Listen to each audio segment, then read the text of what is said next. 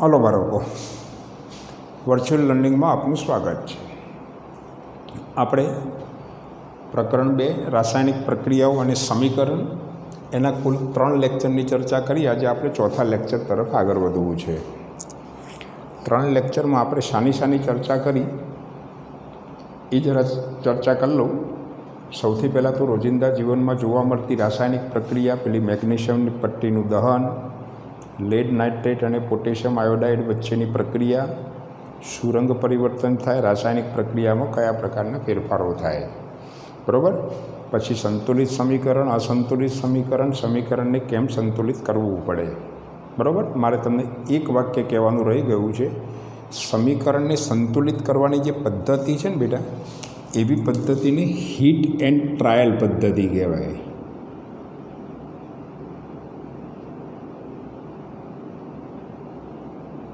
આપણે કોઈપણ સમીકરણને સંતુલિત કરીએ, દાખલા તરીકે H2 + O2,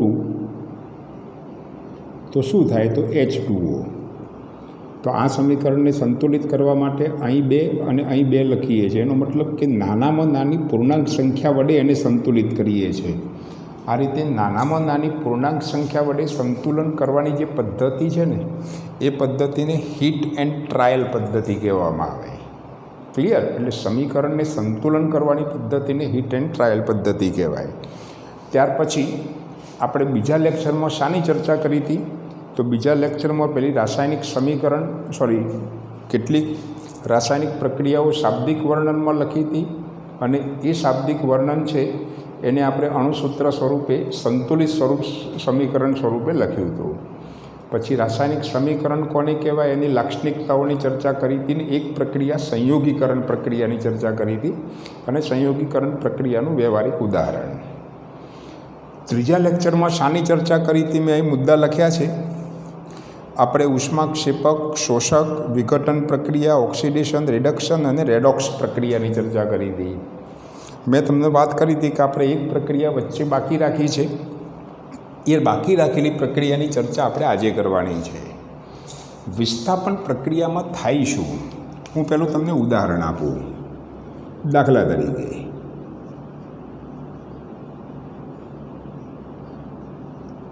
Fe + CuSO4 આવું કરીએ તો આને કોપર સલ્ફેટ કહેવાય, અને આયર્ન કહેવાય. તો આ કોપર સલ્ફેટમાં જે કોપર છે ને, એના કરતાં Fe વધારે સક્રિય ધાતુ છે. એટલે વધારે સક્રિય ધાતુ હંમેશા કરશે શું? તો ઓછી સક્રિય ધાતુ છે એના દ્રાવણમાંથી એ ધાતુને છૂટી પાડે. એટલે થાય શું બેટા? તો Cuની જગ્યાએ Fe આવી જાય. એટલે આવું થશે, FeSO4 + Cu. ક્લિયર? આ સોલિડ છે, આ Aq છે, આ પણ Aq છે, અને આ સોલિડ છે. તો અહીં શું થયું બેટા? બોલો તો. અહીં વધુ સક્રિય Fe એ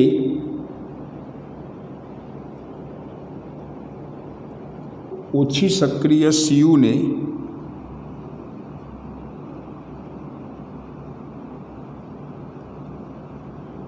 તેના દ્રાવણમાંથી વિસ્થાપિત કરે છે.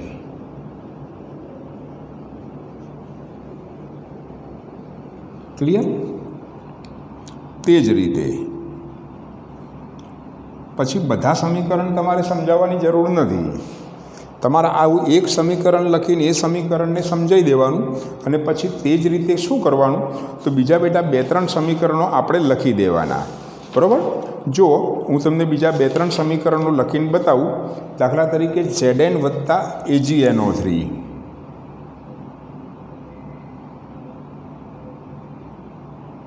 તો થશે શું? ZnNO3 twice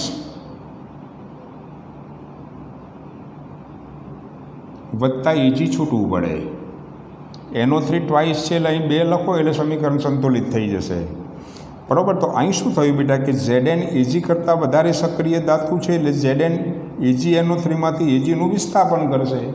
બરાબર. દાખલા તરીકે Zn વત્તા CuSO4 લખો તો પણ ચાલે. Zn વત્તા CuSO4 તો થાય શું? ZnSO4 વત્તા Cu. તો અહીં શું થાય બેટા? Zn છે એ અહીં Zn Ag કરતાં વધારે સક્રિય ધાતુ હતું અને Zn એ Cu કરતાં પણ વધારે સક્રિય ધાતુ છે. એટલે Zn અહીં CuSO4માંથી Cuનું વિસ્થાપન કરે. બરાબર. તમારે દાખલા તરીકે બીજું ઉદાહરણ લખવું હોય તો લખી શકાય Pb વત્તા CuCl2. તો થશે શું બેટા? આ Pb એ Cuનું વિસ્થાપન કરશે તો PbCl2 વત્તા Cu થાય. બરાબર. તો અહીં Zn અને Pb એ Ag અને Cu કરતાં વધારે સક્રિય ધાતુ છે. લખી નાખવાનું કે અહીં Zn અને Pb એ Ag અને Cu કરતાં વધુ સક્રિય છે. ઓકે. તો વિસ્થાપન પ્રક્રિયાની હવે વ્યાખ્યા લખવી હોય ને તો બિલકુલ સિમ્પલ કે જે રાસાયણિક પ્રક્રિયામાં વધુ સક્રિય ધાતુ ઓછી સક્રિય ધાતુને તેના દ્રાવણમાંથી વિસ્થાપિત કરે, મુક્ત કરે, છૂટી પાડે, આવી રાસાયણિક પ્રક્રિયાને વિસ્થાપન પ્રક્રિયા કહેવાય. ફરીવાર શું લખીશું બેટા? જે રાસાયણિક પ્રક્રિયામાં વધુ સક્રિય ધાતુ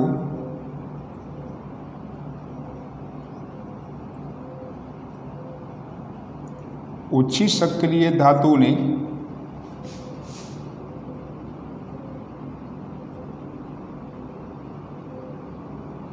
તેના દ્રાવણમાંથી વિસ્થાપિત કરે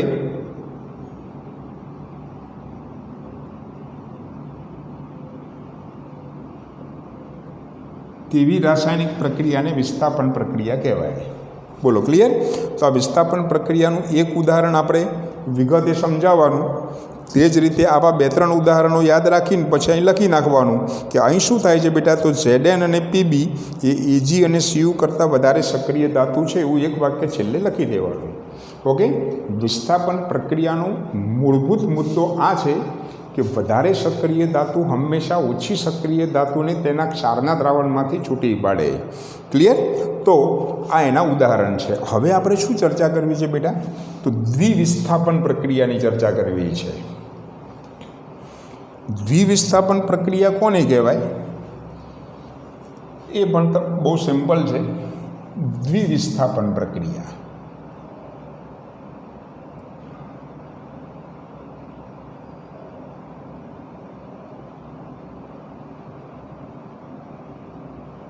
હું તમને ઉદાહરણ આપીને સમજાવું તો ખબર પડે કે દ્વિવિસ્થાપન પ્રક્રિયા અને વિસ્થાપન પ્રક્રિયામાં ફેર શું. દાખલા તરીકે Na2SO4 વત્તા BaCl2.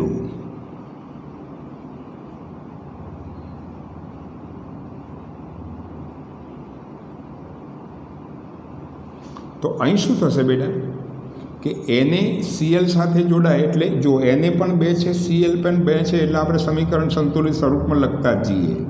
2NaCl વત્તા શું થશે બેટા? તો BaSO4 સાથે સંયોજાય. તો અહીં તમારે જોવાનું કે અહીં શું થાય છે બેટા કે SO4ના સ્થાને Cl આવી જાય છે. જો હવે અહીં Na બાજુમાં SO4 હતું તો હવે Na બાજુમાં Cl આવી ગયું. અહીં Ba બાજુમાં Cl હતું, હવે Ba બાજુમાં SO4. તો અહીં શું થાય છે બેટા કે SO4 2- આયન અને Cl- આયન આ બંને એકબીજાનું વિસ્થાપન કરે છે. બરાબર. તો લખવાનું કે અહીં SO4 2- આયન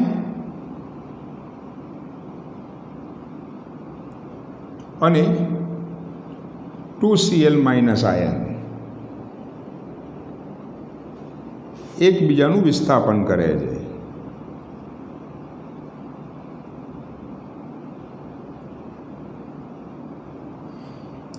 એકબીજાનું વિસ્થાપન કરે છે એટલે થાય શું બેટા કે SO4 અને Cl આ બંને આયનો છે ને એ પરસ્પર પોતાનું સ્થાનની અદલ બદલ કરે છે. બરાબર. તો વિસ્થાપન પ્રક્રિયા કોને કહેવાય? તો જે રાસાયણિક પ્રક્રિયામાં ધાતુ આયનોની અદલા બદલી થાય, ફેરબદલી થાય.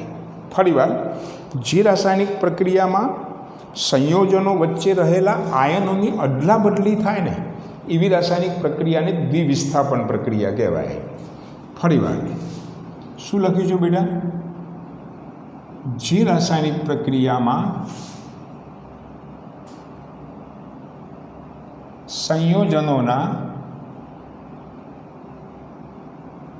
આયનોની અદલા બદલી થાય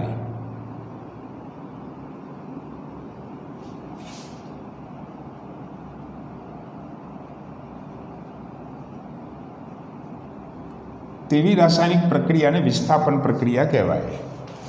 એક વિસ્થાપન પ્રક્રિયા તમારે સમજાવી દેવાની. Na2SO4 વત્તા BaCl2 તો 2NaCl વત્તા BaSO4. પછી નીચે લખવાનું કે અહીં SO4 2- આયન અને 2Cl- આયન એકબીજાનું વિસ્થાપન કરે છે, પરસ્પર એકબીજાનું સ્થાન બદલે છે. બરાબર? એટલે આવી જે પ્રક્રિયા છે ને એવી પ્રક્રિયાને કઈ પ્રક્રિયા કહીશું બેટા? તો આવી પ્રક્રિયાને દ્વિવિસ્થાપન પ્રક્રિયા કહેવાય. ક્લિયર? તે જ રીતે દાખલા તરીકે આપણે બીજું કોઈક ઉદાહરણ આપીએ કે KBr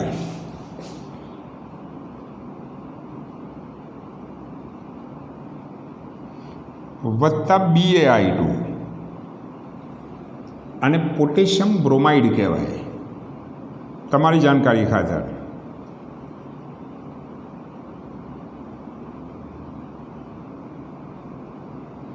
BaI2 એને બેરિયમ આયોડાઇડ કહેવાય.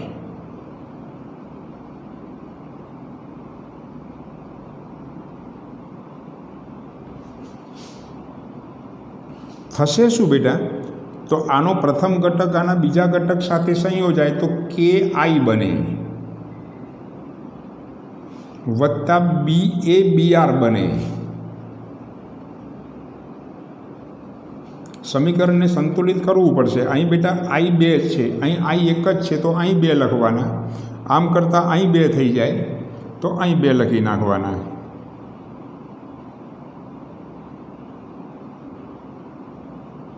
BaBr2 થાય. બેટા સોરી, BaBr2 થાય. આનું નામ પોટેશિયમ આયોડાઇડ છે. આ આયોડાઇડ આને બેરિયમ બ્રોમાઇડ કહેવાય.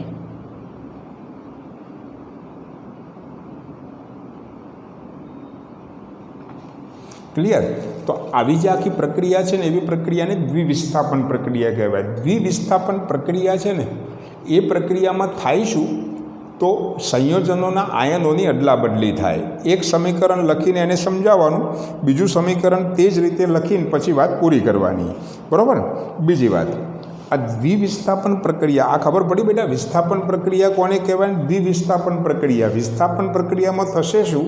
તો વધારે સક્રિય ધાતુ ઓછી સક્રિય ધાતુને તેના દ્રાવણમાંથી છૂટી પાડે. દ્વિવિસ્થાપન પ્રક્રિયામાં થાય શું? તો સંયોજનો વચ્ચેના આયનોની અદલા બદલી થાય. ક્લિયર? હવે આવી જે દ્વિવિસ્થાપન પ્રક્રિયા છે ને એને ઘણી વખત અવક્ષેપણ પ્રક્રિયા પણ કહેવામાં આવે. કઈ પ્રક્રિયા કહેવામાં આવે બેટા? અવક્ષેપણ પ્રક્રિયા. શું કામ અવક્ષેપણ પ્રક્રિયા કહેવાય? તો પ્રશ્ન તમને પૂછે કે ભાઈ અવક્ષેપણ પ્રક્રિયા એટલે શું? તો અવક્ષેપણ પ્રક્રિયાની પહેલી આપણે વ્યાખ્યા લખીએ. જે રાસાયણિક પ્રક્રિયામાં પાણીમાં અદ્રાવ્ય અવક્ષેપ મળે, બરાબર? જે રાસાયણિક પ્રક્રિયામાં પાણીમાં અદ્રાવ્ય અવક્ષેપ બને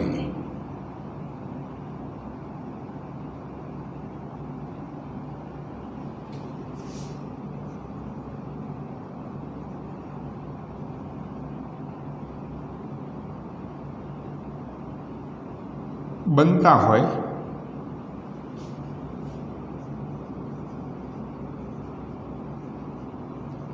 તેવી રાસાયણિક પ્રક્રિયાને અવક્ષેપણ પ્રક્રિયા કહેવાય. દાખલા તરીકે હું તમને ઉદાહરણ આપું. BaCl2 +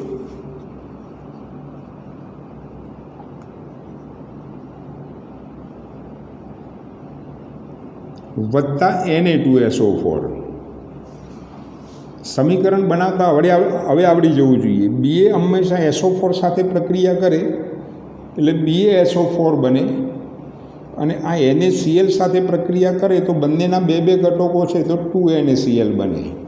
તો અહીં શું થાય છે બેટા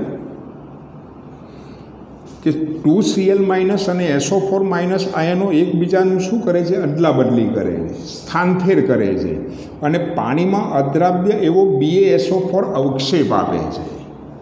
અહીં શું થાય છે? 2Cl માઇનસ અને SO4 2 માઇનસ આયન ની અદલા બદલી થતાં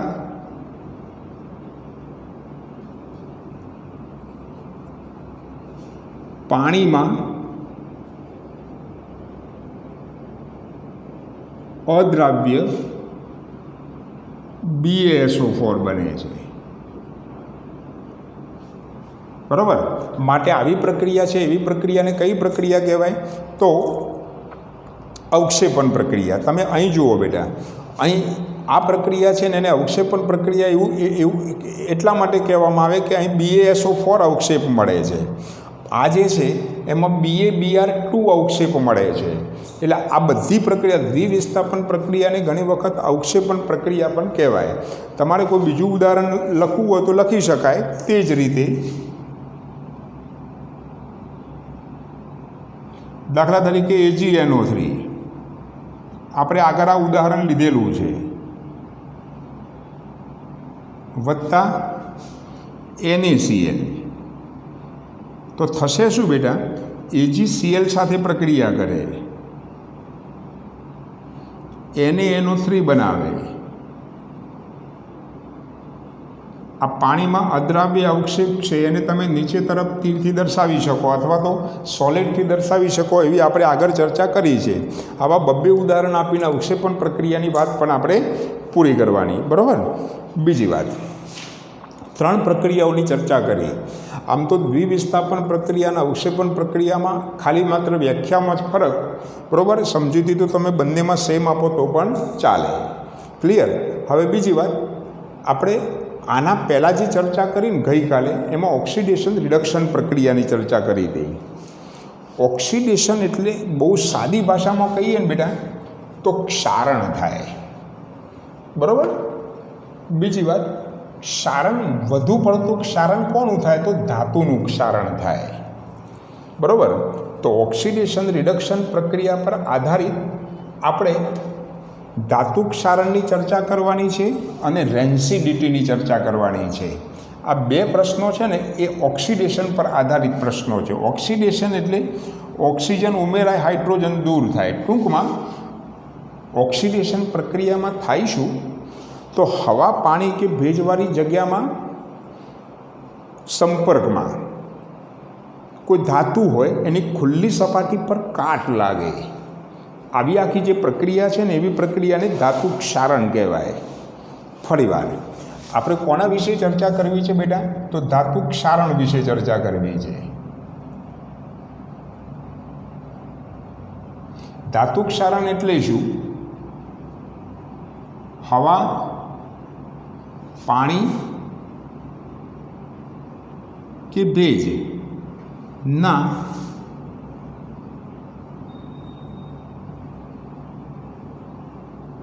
સંપર્કમાં રહેલ ધાતુની ખુલ્લી સપાટી પર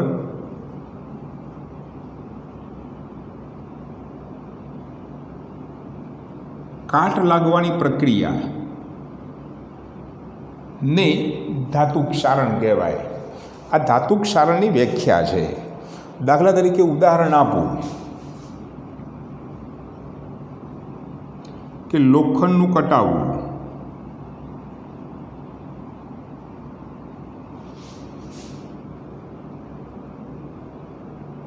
ચાંદીનો ચરકાટ,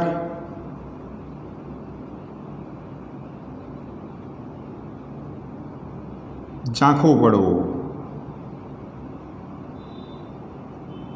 પછી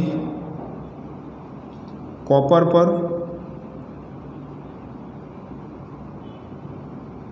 કોપર કાર્બોનેટનું લીલું પડ જાંબવું, આ બધા ધાતુ ક્ષારણના ઉદાહરણો છે, બરાબર. હવે પાછો આપણો સવાલ એ થાય કે ધાતુ ક્ષારણના કારણે થાય શું? તો વધારે પડતું જો કોઈનું ક્ષારણ થતું હોય ને તો લોખંડનું થાય. તો આપણે આવું લખી શકીએ કે ધાતુ ક્ષારણને લીધે લોખંડની સપાટી પર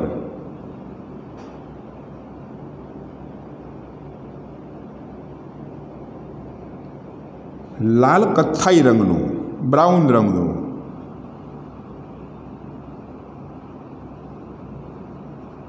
સ્તર જામે છે. આ છે ને બેટા એક બ્રાઉન કથ્થાઈ રંગનું સ્તર, એટલે એને કાટ કહેવાય, કાટ લાગે છે.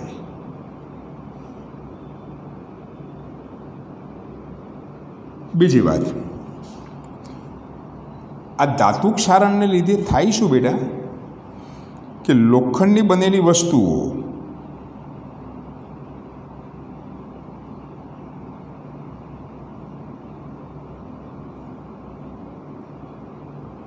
કઈ કઈ? તો પુલો છે,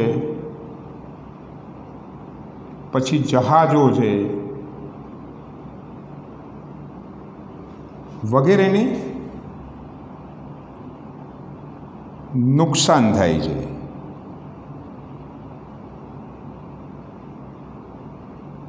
તેને બદલવા ખર્ચાળ છે. આ તો સિમ્પલ વસ્તુ બેટા, એ આ બધી વસ્તુઓને બદલી શકે ખરું, પણ બહુ ખર્ચાળ પ્રક્રિયા છે. આમ દર વર્ષે ધાતુ ક્ષારણથી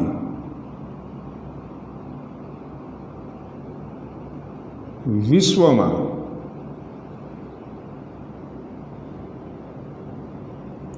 અબજોનું નુકસાન થાય છે.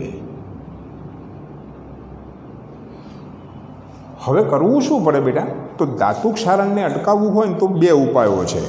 આમ તો ઉપાયો તો ઘણા, પણ આપણે બે ઉપાયો લખીશું કે ધાતુ ક્ષારણને અટકાવવા માટે કરવું શું પડે. તો એની પર રંગ લગાડવો, અથવા તો તેના કરતાં વધારે સક્રિય ધાતુ ઝીંકનું પડ ચડાવવું. ફરી એકવાર શું કરીશું બેટા? તો ધાતુ ક્ષારણને અટકાવવા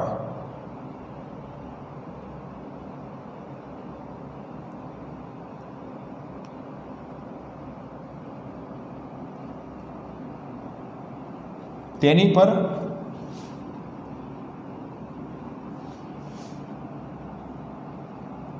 રંગ લગાડવો કે વધુ સક્રિય ઝીંકનું પડ ચડાવવું.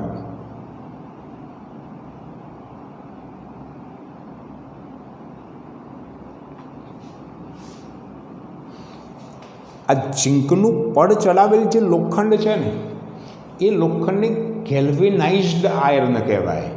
અને એવી આખી જે પ્રક્રિયા છે ને, એવી પ્રક્રિયાને ગેલ્વેનાઇઝિંગ પ્રક્રિયા કહેવાય. ઝીંકનું પડ ચડાવેલ લોખંડને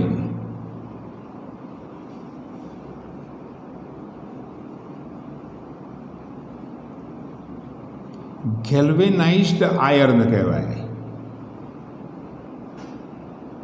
અને આ પ્રક્રિયાને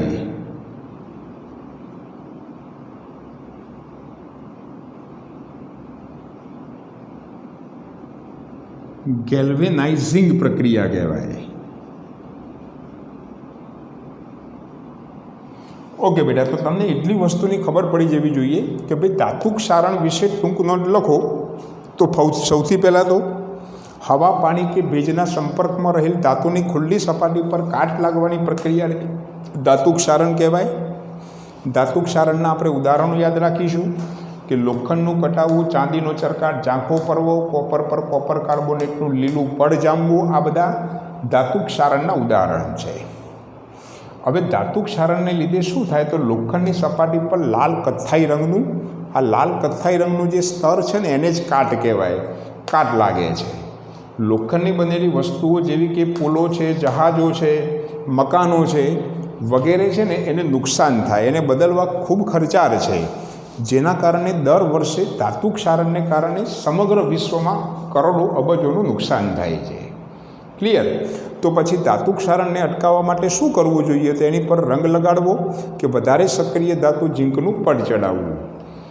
છેલ્લા વાક્યમાં આપણે લખી નાખવાનું કે ઝીંકનું પડ ચડાવેલ લોખંડ છે એને ગેલ્વેનાઇઝ્ડ આયર્ન કહેવાય અને આવી પ્રક્રિયાને ગેલ્વેનાઇઝિંગ પ્રક્રિયા કહેવાય. ક્લિયર? તો આ ઓક્સિડેશન પર આધારિત પ્રક્રિયા છે. આ ધાતુની ખુલ્લી સપાટી પર કાટ લાગવો એનો મતલબ શું થયો કે ધાતુ પર ઓક્સાઇડનું પડ જામવું. ક્લિયર? બરાબર? ઓકે. બીજી વાત, તો આવી ઓક્સિડેશન પર આધારિત બીજી એક પ્રક્રિયા છે ને એ અખાદ્યાત્મકતા, એને રેન્સિડિટી કહેવામાં આવે. અખાદ્યાત્મકતા કોને કહેવાય? રેન્સિડિટી કોને કહેવાય? ખોરાપણું એને કહેવાય. ખોરાક ખોરો થઈ જાય. તો અહીં બરાબર યાદ રાખવાનું બેટા કે અખાદ્યાત્મકતા કોને કહેવાય? તો ખાદ્ય પદાર્થો હવાના સંપર્કમાં આવે ને એના પરિણામે એની સ્વાદ અને સુગંધમાં ફેરફાર થાય. ટૂંકમાં રંગ અને સ્વાદ બંને બદલાય. ફરીવાર, ખાદ્ય પદાર્થો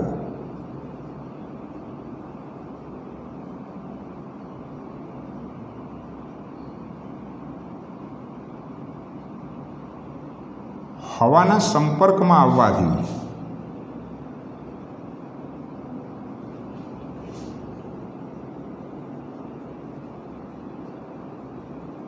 તેનો રંગ અને સ્વાદ બદલાય.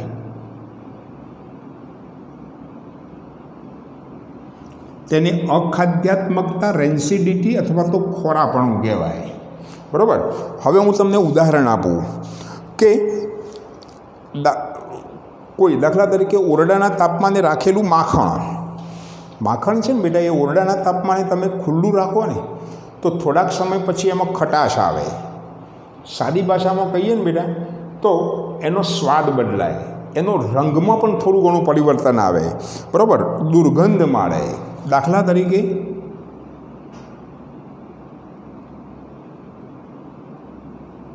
ઓરડાના તાપમાને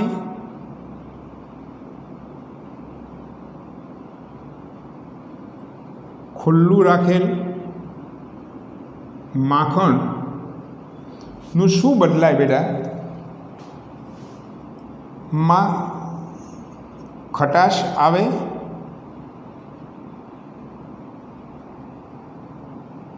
અને દુર્ગંધ મારે. આવી આખી જે પ્રક્રિયા છે ને એને અખાદ્ય, પછી બેટા એ ખાવા યોગ્ય ન રહે. બરાબર? ભાવે નહીં આપણને. ટૂંકમાં બહુ સરળ ભાષામાં કહું ને બેટા તો સામાન્ય રીતે જે પદાર્થો તેલ અને ચરબીયુક્ત હોય એ હવામાંના ઓક્સિજન સાથે પ્રક્રિયા કરે ને એના લીધે એના સ્વાદ અને સુગંધમાં ફેરફાર થાય. ચરબીયુક્ત પદાર્થો, ચરબી અથવા તો તેલયુક્ત પદાર્થો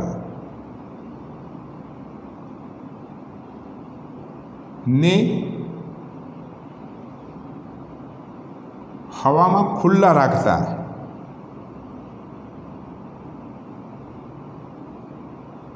સ્વાદ અને સુગંધ બદલાય.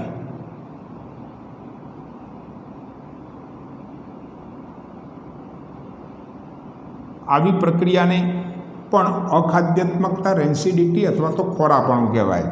તો પછી આ રેન્સિડિટી અટકાવવા માટે શું કરવું જોઈએ? તો બે ઉપાયો છે કે રેન્સિડિટી અટકાવવા માટે એમાં એન્ટીઓક્સિડન્ટ પદાર્થો ઉમેરવા પડે. એન્ટીઓક્સિડન્ટ પદાર્થો એટલે એનું ઓક્સિડેશન અટકાવે એવા પદાર્થો અપનાવવા પડે.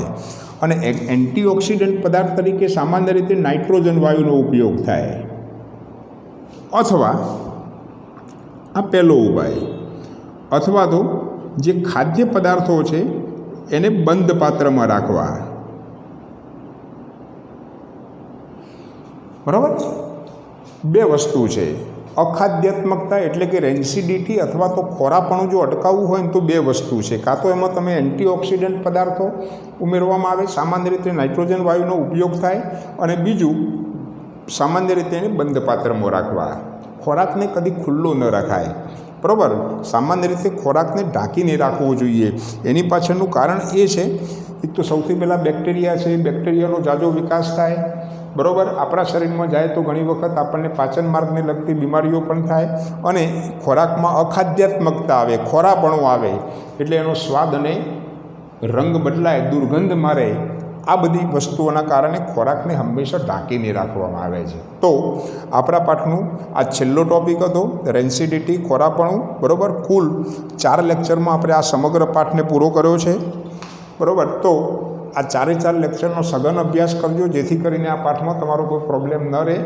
આજના દિવસની જે અગત્યની ચર્ચા હતી એમાં વિસ્થાપન પ્રક્રિયા, દ્વિવિસ્થાપન પ્રક્રિયા, દ્વિવિસ્થાપન પ્રક્રિયા પરથી પેલી અવક્ષેપણ પ્રક્રિયાની ચર્ચા કરી, ત્યાર પછી ધાતુ ક્ષારણ, અને છેલ્લું અખાદ્યાત્મકતા અને રેન્સિડિટી. ઓકે બેટા, તો આ બાળકનો આ પાઠનો ખૂબ જ બારીકાઈથી અભ્યાસ કરવો, બરાબર. જ્યારે આપણે રૂબરૂ મળીશું ત્યારે આની આપણે જે કંઈ પ્રોબ્લેમ હશે એ દૂર કરવાનો પ્રયત્ન કરીશું. પણ જો તમે સારી રીતે અભ્યાસ કરશો ને તો હું માનતો નથી કે કોઈ તમારે પ્રોબ્લેમ રહે. ઓકે બેટા, તો વ્યવસ્થિત તૈયારી કરજો. ઓકે, બાય, આવજો.